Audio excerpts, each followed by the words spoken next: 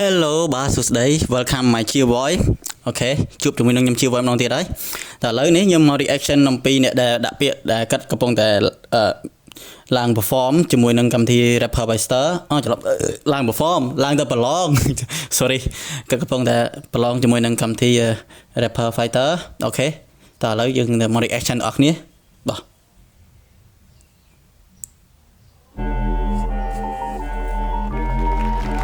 អូខេ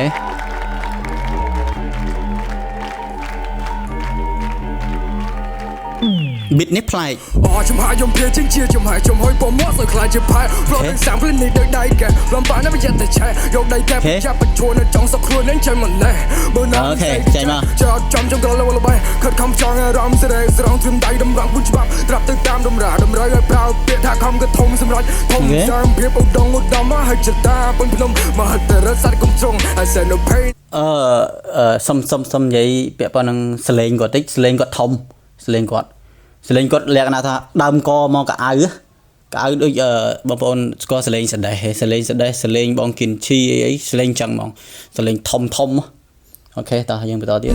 Again, here we go again. But how to forget for man? Same as game, but been got a group of gang. I'll be the best man. I thought the mock did. I'm at the highest rank. Okay, flow got the bong lươn. I like got the let. I don't slow and take. Confident, I keep going. But the skies are raining. What's up?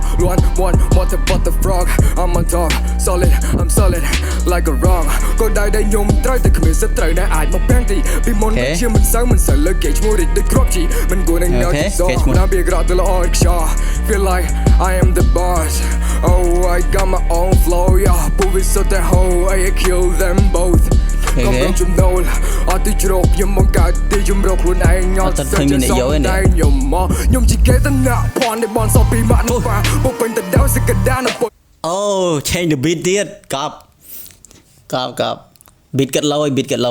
ជាមុននឹងមកហើយចតាជីវិតខ្ញុំជាអ្នកក្រាត់ខ្ញុំអ្នកគ្រប់គ្រងជោគវាសនាថប់បិញរបស់គាត់ថប់ពេចរបស់គាត់ធានបត់ឲ្យគាត់និយាយហ្នឹងគាត់និយាយអំពីមហិច្ឆតាត្រង់ថាអត់សូវចេះនិយាយព្រោះខ្ញុំយករឿងសំខាន់ជាធំប្រៅទង្វើជាពាក្យសំដីមួយថ្ងៃទៅមួយថ្ងៃលៃលោកពេលខំកាយឆ្នៃដកថាឲ្យខំកាយខៃសាំងខ្លួនដោយវត្ថុមានតម្លៃ